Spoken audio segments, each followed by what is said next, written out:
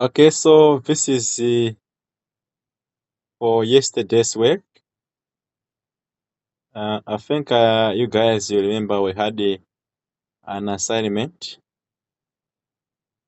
to do with the use of some words like either, neither, and the use of enough. Okay? So yasiyakuone to screen. Okay, let me start again. Use of some words, like use of enough, use of collective conjunctions like the use of either, neither. Okay, so I gave an assignment. I hope you guys you tried to respond to these questions, like question 5 and question 9. Okay, so just to remind each other, makanya cause use of enough. I said kuti enough. When you use the word enough in a sentence, it is followed by a positive idea to show that something is possible. Okay, and I said that enough always comes after an adjective, but before a noun. Okay, for example, if I say Paul is rich, rich is an adjective. So for you to write this sentence, you can say Paul is rich enough to buy a car, like that. Okay, so that's what I was saying. And nangana so use of collective conjunctions like either, neither. Okay, then manna kuti either amaenda ndi or always. Okay, either or. Kumano mount either amatipasa like the first pair of choices, two choices, of which out of two choices here we should choose one. The one choice will pass. Inayo siteka. So if I say Mary can go and Steve can go, it means for you, you can say either Mary or Steve can go. That means the meaning is that pakati pa Mary and Steve, mmodzi ndi amene apite, not onse.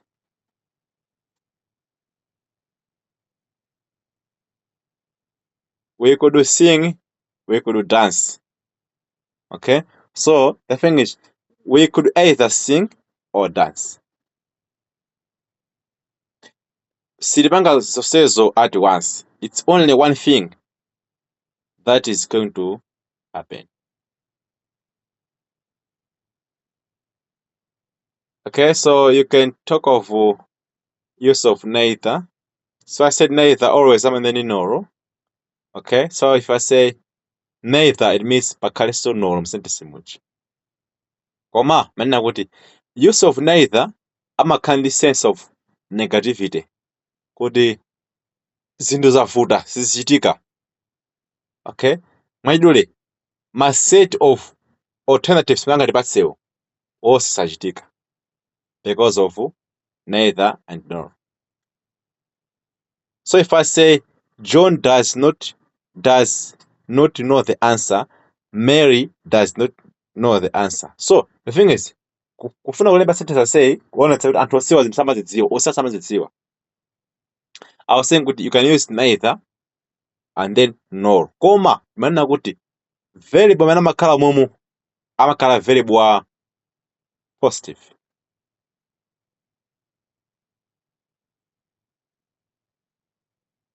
Chifukwa just kungoya kuti neither nor. Neither amene nor akuonetsa kuti chinthucho ncha negative sichinatheke. Ndikuseka so variable wa negative so variable akhala positive. So if I say John does not know the answer, Mary does not know the answer. So ponemba unekuti okay, neither John nor Mary know the answer. No uyu is having a positive form. Why? It's because neither nor. Uyu apereka kale negative. Kwa chinthu sichinatheka. Ndipo sekaso variables wa negative kwina nditusigwira.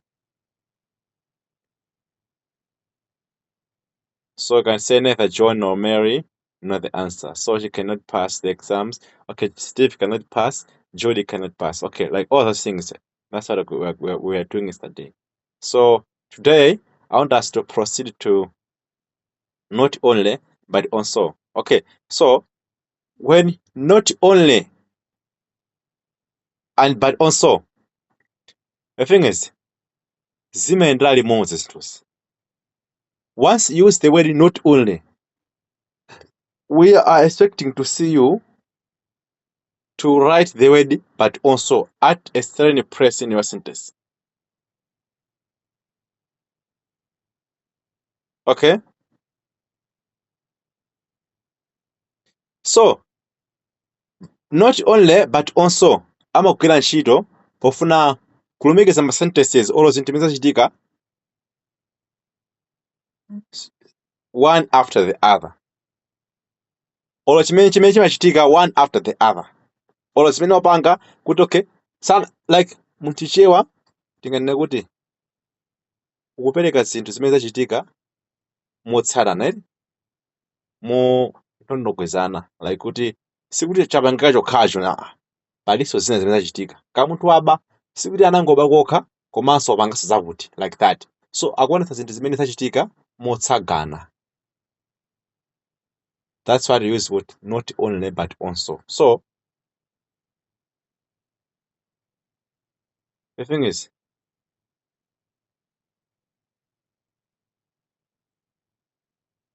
if you say they love each other, full stop, they come from the same village. Okay, first tibange join ma sentences iwo. Anyhow, anthuwa 1 amakondana, 2 amachokera kumudzi umodzi. So can say not only do they love each other, ndikuti sikuti amangokondana kokha komanso amachokeranso kumudzi kumodzi. So can say not only do they love each other but also come from the same village, like that. Sikuti amangopanga ichi chokha iyayi koma chakuti chimachitikanso ndikuti kamba not only but also. So if you say he is clever, he is intelligent, so you can say not only he is clever but also intelligent. Usapange repeat, unaona kuti okay, not only is he clever but also he is intelligent. Ayi, hiyo akakukwacha, it's like wapanga repeat ma pronouns. So you can say not only is clever but also intelligent. Mr. Gama has money, he has assets. So you can say not only has Mr. Gama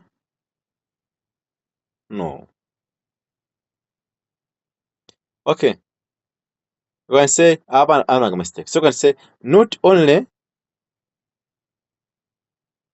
or you can put does because subject ni mozi.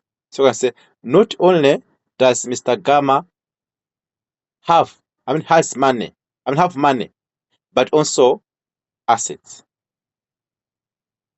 Like you are joining my sentences away kuonetsa kuti ma activities yo sekuti yangu chitika ndi okhayo iyayi komanso palinso chinanso, like muri like you can say okay, sikuti wangopanga zakuti zokha koma zakutinso, ngati ufuna kutsindika kuti zimene zachitika ndi zinthu zingapo, not only chinthu chimodzi.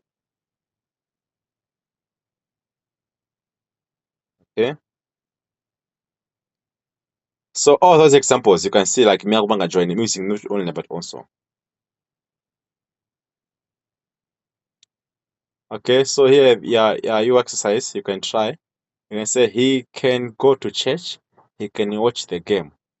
Okay, I would bank join using the word either. So how can you say it?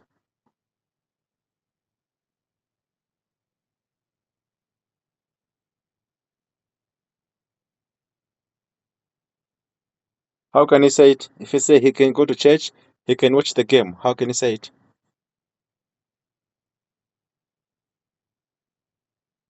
You have to join using the word either. So he can either, so I can say he can either go to church or watch the game. Like that. Okay? Jones did not eat. Jane did not eat. So I do think I join using the word neither. Ikamola.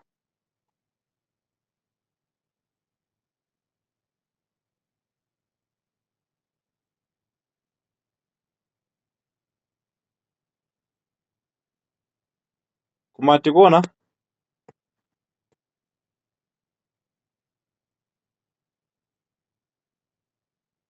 Ndingoona nkhope yanu basi. Ena mukuona? Feri kuona. Okay, I think Mr. Gift, you're having bad network. I think you can join and then, you can leave and then join back.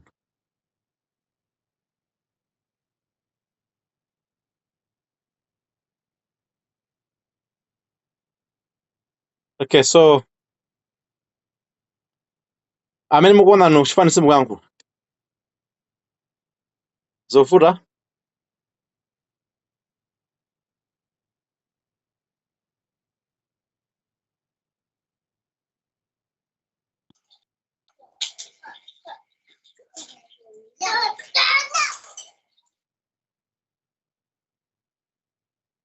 Okay, so let us just look at the use of besides, although, despite, in spite of, hardly, no sooner than, if, and unless. Okay, the thing is, first. Besides, chimwe in addition to. Moruka funalemba kuti in addition to, utangolemba soti besides. Okay, so nzongo utandeza kuti kungoonetsa ntchito imene inachitika moonjezera ndi izake. Kuonjezera pa chisake. So it occurs either before a noun or a gerund. Okay, so can I say men were chosen, women were chosen, not choices. Were chosen. Okay, so the thing is, ufuna unjeza, okay, apart from kuti anasankha azibambo, azimaiso anasankhidwaso. So you can say, besides men, women were chosen. That means you're trying to say, okay, in addition to men, women were also chosen. Okay, so besides you, which was in addition. No more examples. Let us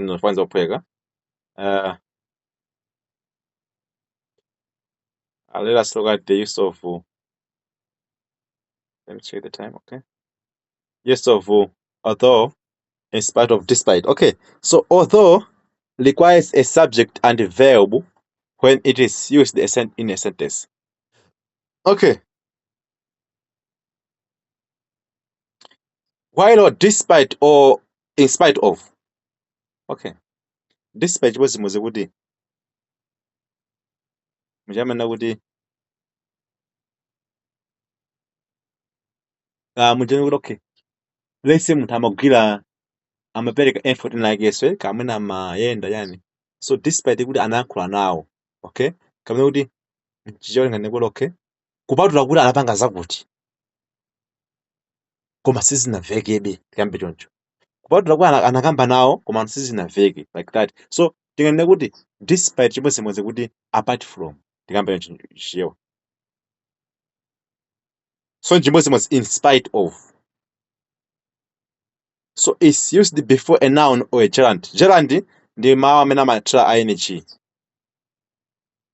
When used in a sentence, so you can say example, like for example, if you say, although he is intelligent, he failed the exam. Okay? Kale kuti munthu uyu mutha kulembanso mawu sentence kuti although he is intelligent, he failed the exam. So you can say kuti apart from kuti anthu anali nzeru koma analephera mayeso. So you can say despite or in spite of being intelligent. Okay? But he failed the exam. So you can say despite his intelligence. Ndikuti ukugwira ntchito just before a noun. Intelligence. So I can say despite his intelligence.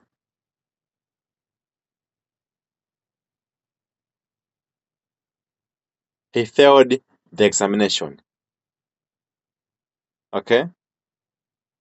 So in spite of danger, we continued the journey.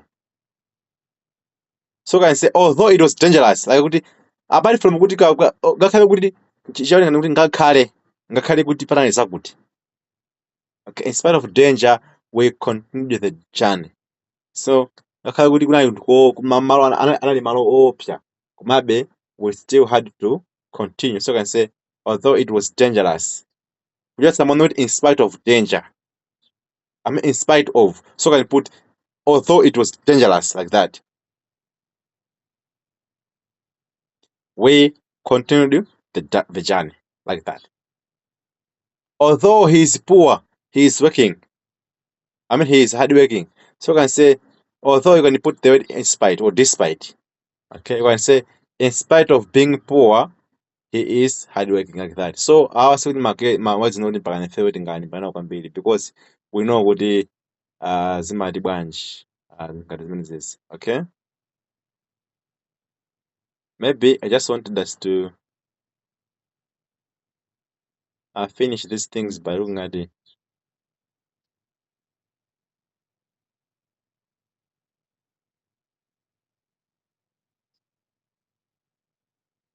Okay, you can go through this like use of hardly in a sentence. Hardly they would amakasoni say negative. Kuti chinthuyo sinateke. Okay?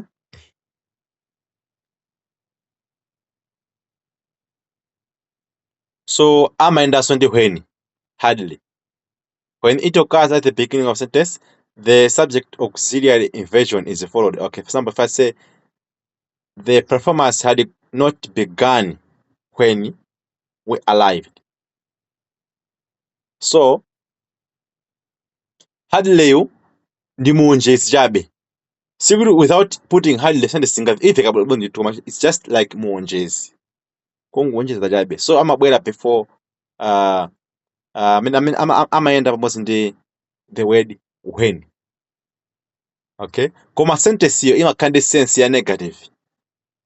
Kuti zinthu sizinaende zinavuta. So can say the performance had not begun when we arrived. So can say the performance hardly begun when we arrived. So sentence sikuti singafike kopanda hardly ifika ndithu koma kuti it's just muonjezi chabe. It's just an adverb. Okay? So ngati mufama mbere hardly yo you have to reverse, you have to kuzipanga convert zinthu zokukhala kuzipanga arrange bwino. So can say hardly had the performance like ndikuti mambira hardly yo ndibwera ndi had, then the performance began when we arrived. Chimodzi mu sentence nayo yambira. I had not finished reading as the teacher. Okay. I was going again.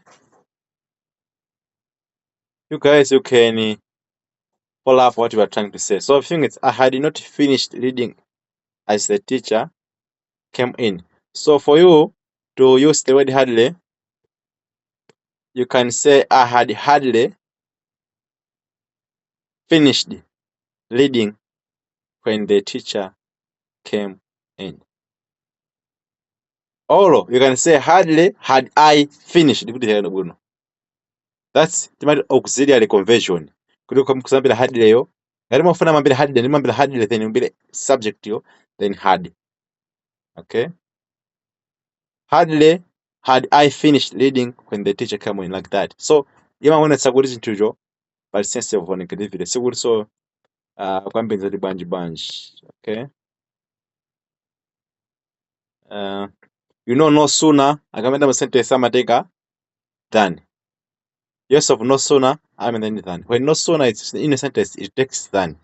So when it occurs at the beginning of sentence, the subject auxiliary inversion is followed. Like okay, let's say hardly. Ndikuti nati pange rearrange mabwino ma auxiliary verb acha aende mabwino. Okay. So the performance had just begun when we arrived. Okay, so you can say the performance had no sooner begun than we arrived. Or no sooner had choncho. No sooner had the performance had begun than we arrived, like that. So say kuti kwambiri just memorize no sooner has to go with the than. Yeah, okay, all those things. So I think you can stop at this point unless you have got some questions. Of course, maybe ndingomaliza ndi machiniwa. Yeah, of course you go through all these things, like use of if and unless. You know, if I'm going to show my conditions. So is it not bwino kuti tikamazangana ngati conditional sentences. Okay, zawana kuti okay, what's the use of if and unless? Okay, komano the thing is, if and unless oseo amaonetsa condition kuti ino ntchito ichitika unless china chake chichitike. Okay, so it talks about it. Okay, the condition, I mean the action will take place when and only if certain conditions are satisfied. Okay, so unless means if not.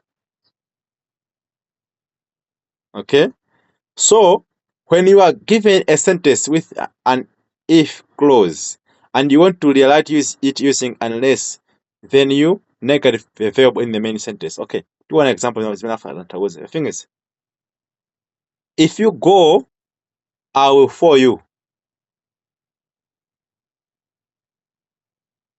Then the thing is, awona kuti tifati wese moti if ndi unless kuita connect ma sentence yo.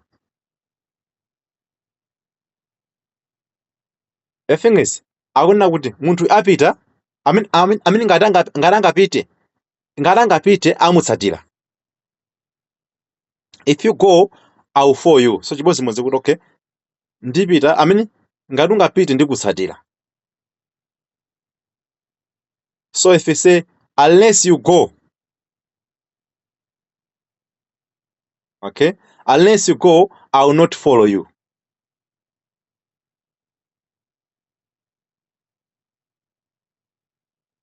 Tikupeza mene? Unless you go, I will not follow you. Okay, that's why we're trying to say kuti kamalemba sentences very pamene makhala mu sentence imodzi timampanga negative. Chifukwa unless you, if not, chimodzimodzi kuti if you not go, I will not follow you. Chimodzimodzi. Ngati supita sindikutsatira. That's the meaning above.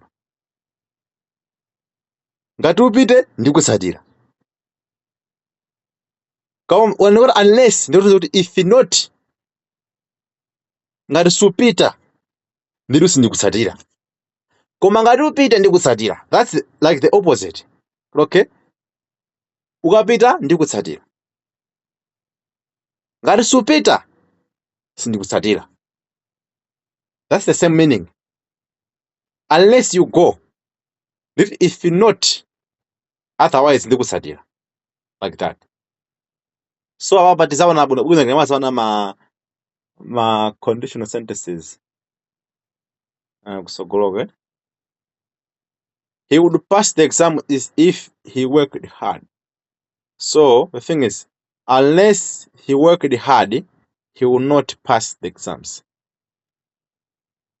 Okay? Unless he worked hard, he would not pass the exams. Variable iri kumpanga negative. Unless means if not. Ngati sangalimbikire masaza khoza. Okay, like that. So tizaona bobo tingamaza fika koma conditional sentences iwo kusogoloko. Aba banafali ngokhandika picture kuti mawu ena amagwira ntchito motani. Koma kwambiri mawu ambiri andamene ali mapha munja kuti how do we use the words zimene zozo. So next time tizapitiriza kuma tenses because namba kale ma tense we'll just proceed. Okay? I don't know if you have to go